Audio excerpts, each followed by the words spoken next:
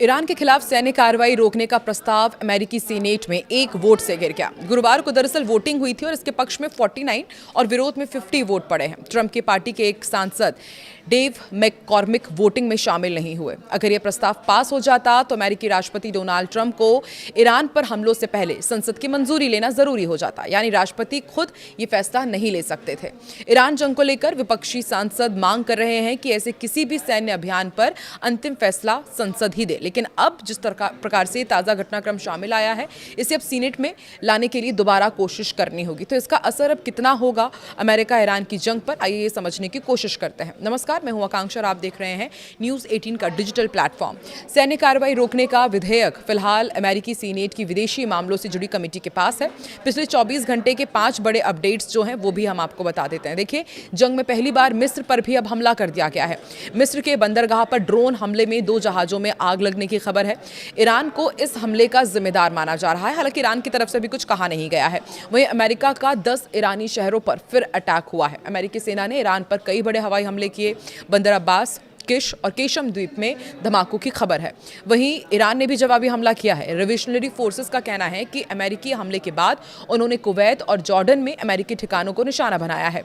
वहीं चौथा बड़ा अपडेट ये है कि कुवैत में चीनी कंपनी की एक बिल्डिंग पर हमला किया गया है। ईरानी हमले में उत्तरी कुवैत में एक चीनी कंपनी की इमारत पर हमला हुआ और एक कर्मचारी की मौत की खबर है। इधर रेड सी में भी अब अटैक बढ़ने लगे हैं और इसकी सुरक्षा के लिए सऊदी गठबंधन कर रहा है। जहाज़ों की सुरक्षा के लिए सऊदी एक अंतर्राष्ट्रीय गठबंधन बनाने जा रहा है और अब तक 14 देशों ने इससे जुड़ने की इच्छा जताई है। तो देखिए, अमेरिका और इजराइल ने ईरान पर आर्थिक दबाव बढ़ाने के लिए उसकी ज़मीनी सीमाएं बंद कराने के विकल्प पर चर्चा भी शुरू कर दी है। ब्रिटिश अखबार द टेलीग्राफ ने इजरायली अधिकारियों और मामले की जानकारी रखने वाले लोगों के हवाले से ये दावा किया है। रिपोर्ट के मुताबिक इस हफ्ते व्हाइट हाउस में डोनाल्ड ट्रंप और बेंजामिन नेतन्याहू की बैठक हुई। इसमें ये चर्चा हुई है। इसमें एक सुझाव ये था कि ईरान के पड़ोसी देश जैसे इराक और पाकिस्तान हैं, उनसे ये कहा जाए कि वो अपनी सीमाओं पर सख्ती बढ़ाए या सीमाएं चौकी बंद कर दें। और अगर ऐसा होता है तो ईरान के लिए दूसरे देशों से सामान मंगाना और अपना सामान बाहर भेजना काफी मुश्किल हो जाएगा। इससे उसकी अर्थव्यवस्था पर बड़ा असर पड़ सकता है। हालांकि रिपोर्ट में यह भी कहा गया कि इस योजना को लागू करना आसान नहीं होगा। ईरान की सीमाएं इराक, पाकिस्तान, तुर्की, अफगानिस्तान, तुर्कमेनिस्तान, आर्मेनिया और अजरबैजान सहित 7 देशों से लगती है। अमेरिकी सऊदी हमले में मारे गए 5 IRGC जवानों के शव ईरान पहुंच गए हैं। ये भी एक ताज़ा अपडेट है। इराक में अमेरिका और सऊदी अरब के संयुक्त हमले में मारे गए इस्लामिक रिवोल्यूशनरी गार्ड कॉर्प्स यानी कि IRGC के 5 जवानों के शव ईरान पहुंचे हैं। IRNA के मुताबिक शवों को पश्चिमी इलाम प्रांत स्थित मेहरान बॉर्डर क्रॉसिंग के जरिए देश लाया गया। ईरानी संसद के अध्यक्ष मोहम्मद बागिर गालिबाफ ने केशम द्वीप पर रिहायशी इलाकों पर हुए कथित अमेरिकी हमलों की कड़ी निंदा की। उन्होंने इसे आतंकी हमला बताया और कहा कि अमेरिका बेगुनाहों के खून बहा रहा है और उसे इसकी कीमत चुकानी पड़ेगी। उन्होंने कहा कि अमेरिका हर दिन नया अपराध कर रहा है। युद्ध के मैदान में मिली हार का बदला वो आम नागरिकों को निशाना बनाकर ले रहा है। इससे पहले अमेरिकी सेंट्रल कमांड ने यह दावा किया था कि उसने ईरान में IRGC के कई सैन्य ठिकानों, मिसाइल और ड्रोन ठिकानों तथा तटीय रक्षा केंद्रों पर बड़े पैमाने पर हमले किए थे। केंद्र सरकार ने संसद में ये बताया कि पश्चिम एशिया में जारी संघर्ष शुरू होने के बाद अब तक 16 भारतीय नागरिकों की मौत हो चुकी है। इनमें 10 भारतीय नाविक भी शामिल हैं, वहीं 75 भारतीय घायल हैं। राज्यसभा में विदेश राज्य मंत्री कीर्तिवर्धन सिंह ने बताया कि मरने वालों में ओमान में 8, UAE में 4, कुवैत में 2, सऊदी अरब में 1 और इराक में 1 भारतीय शामिल हैं। घायलों में UAE के 32, ओमान के 24, कुवैत के 13, कतर के 4, सऊदी अरब के 1 और इजराइल का 1 भारतीय शामिल है। सरकार ने यह भी बताया कि ईरान में फंसे 2557 भारतीयों को आर्मेनिया और अजरबैजान के रास्ते सुरक्षित निकाला गया। सरकार के मुताबिक युद्ध क्षेत्र में मारे गए भारतीय नाविकों के परिजनों को DGMA वेलफेयर स्कीम के तहत 10 लाख रुपए की अनुग्रह राशि दी जाएगी। अब तक 16 में से 5 मामलों में मुआवजा जारी किया जा चुका है। इसी बीच अमेरिकी राष्ट्रपति डोनाल्ड ट्रंप ने शुक्रवार को यह दावा किया कि गाजा में हमास और इजराइल के बीच एक बड़ा समझौता हुआ है। हमास और दूसरे सभी हथियारबंद संगठनों ने हथियार छोड़ने पर सहमति जताई है। इसके बाद इजरायली सेना भी गाजा से पीछे हटेगी।